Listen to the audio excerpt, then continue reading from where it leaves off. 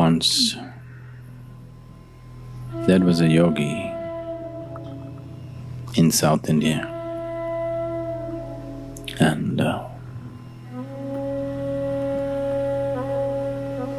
he lived in a cave in the mountains.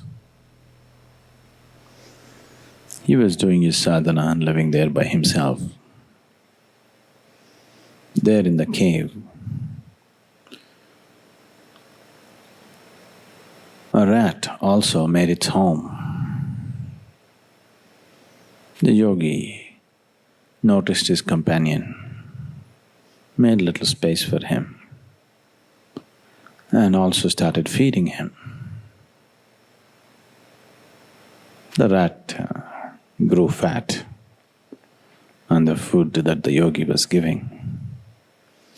And one day, the rat just went out, and a cat saw food in rat, the yogi's food, and went after him. Because he had grown fat on the food that was being thrown at him, he couldn't really handle his own survival by escaping. So he ran into yogi's lap, fell into yogi's lap and cried, "This cat is going to kill me." The yogi held the rat and chased away the cat. Then he thought, this rat is going to have problems like this. Now that the cat has seen a fat rat, it is going to prowl around and wait. So, for its safety, yogi told the rat, "Say, I will make you into a cat so that you will be safe." So he made the rat into a cat and fed the cat. The cat grew fat. And one day the cat went out.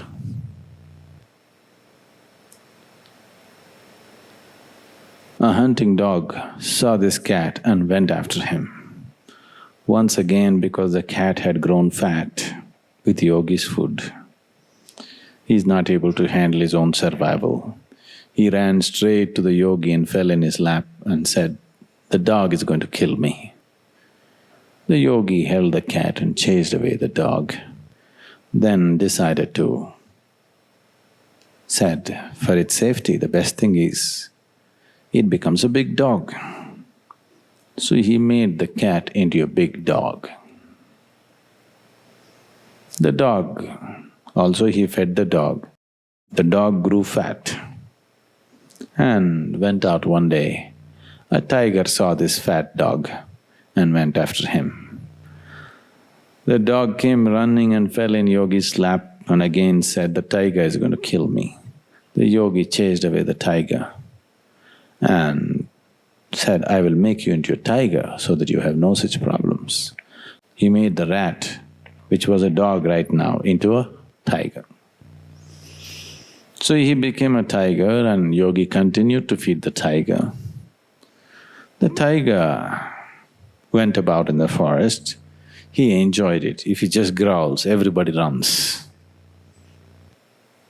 He just enjoyed being a tiger, but it started bothering him. Everybody in the forest thinks I am a tiger. The secret that I am actually a rat, only the yogi knows. If I eat him up, if I kill him and eat him, nobody will know that I am a rat. Everybody will really think I am a tiger. He got this idea. So he approached the yogi. The yogi saw the intention of the tiger.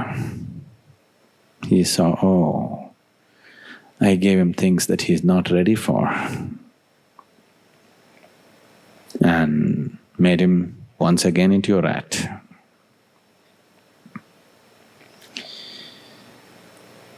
These things are constantly happening in your lives. Always people are asking, okay, somebody else is like that, why not me? What about me? If things come to you before you're ready for it, it will not be a blessing. Best things I'm talking about. If the best things happen to you before you're ready for it, it will not be a blessing in your experience, it'll become a great difficulty. You will not be able to handle it. Whether it is material well-being or spiritual well-being or great experiences or whatever, unless you evolve yourself into a certain stage, it will anyway happen. Your business on the spiritual path is just to keep yourself receptive, not expect or demand as to what should happen. I am not that kind of yogi.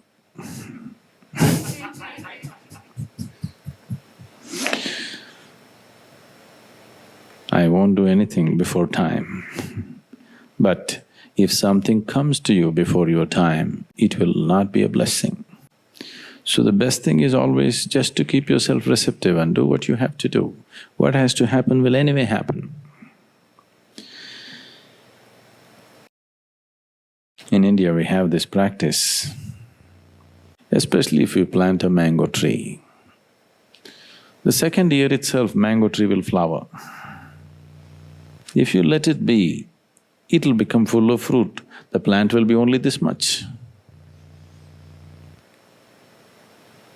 By end of January, February, it'll be full of flower. If you let it be, lot of fruit will come. If you do that, if you allow the fruit to come, the plant will be ruined. It will not grow properly. So the second year when the mango flower comes, we pluck off all the flowers, we won't let it fruit. Next year mango flower comes, we'll pluck off everything. Only fourth, fifth year we will allow it to happen. That too, fourth year we will pluck off half of it and leave half. After fifth year we will let it fruit. If you let it fruit in the second year itself, that tree will never grow to its full size.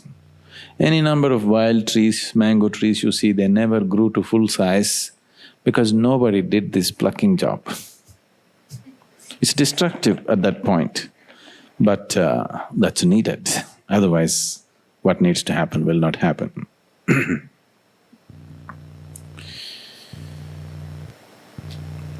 These misplaced, people who are loaded with morality, some of you, you have too much of misplaced compassion. Many years ago, when I was in the farm, the bulls or the bullocks which are used for work, both for ploughing and for the bullock cart, which is in India still about 45 to 50% of the cargo in India still at some stage travels on a bullock cart, if you don't know this. There are trucks, there are trains, there are everything, but still 45 to 50% of the cargo in India still travels on a bullock cart, at least in its early stage, from farm down to the market somewhere. So every farm has bulls and carts, this is normal. So I had these two bulls, and if you treat them well and if you take care of them, they really are good, They act like your friends and they're very responsive. You can have a certain kind of rapport and relationship with them. Like people have very close and dear relationships with dogs. Similarly, people have very close relationships with cows and bulls. So these two bulls are good and they're handsome young men, So, periodically, you have to do like you have the horseshoe for the horses. Similarly, a similar shoe, actually a horseshoe of a slightly different size, also goes into the bull's toes. The way it is done, with the horses you can do it, have the horses standing and do it. With the bulls it's not possible to do that. They have to put the bulls down on the floor and it's quite a terrible affair when it's being done.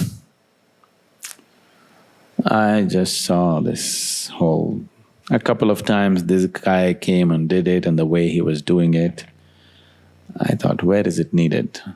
I have stopped using the cart. My bulls won't go on the road. It only walks on the, unpaved surfaces. So I thought, don't want this horseshoe for my bull. There's no bull shoe. Okay.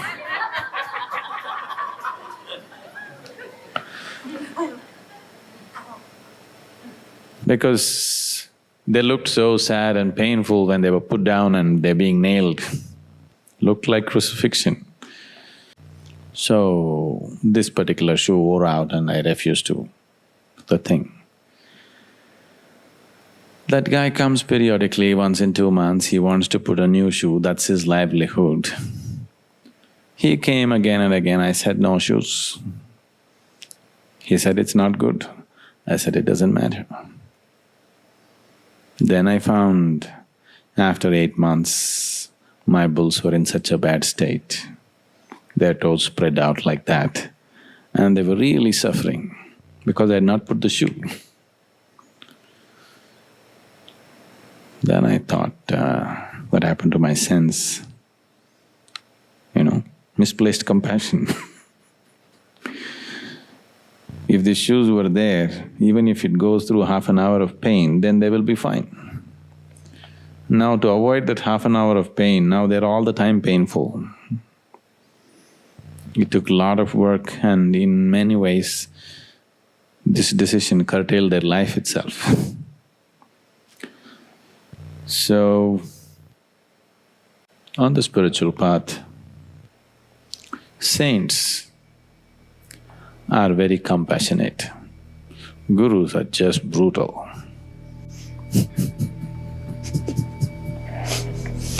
Saints just bless and say, let everything happen to you, or let the best happen to you. A guru is brutal. He will only let those things that need to happen, happen. Rest of it, he won't let it happen. And ultimately it'll pay. Ultimately it'll definitely pay.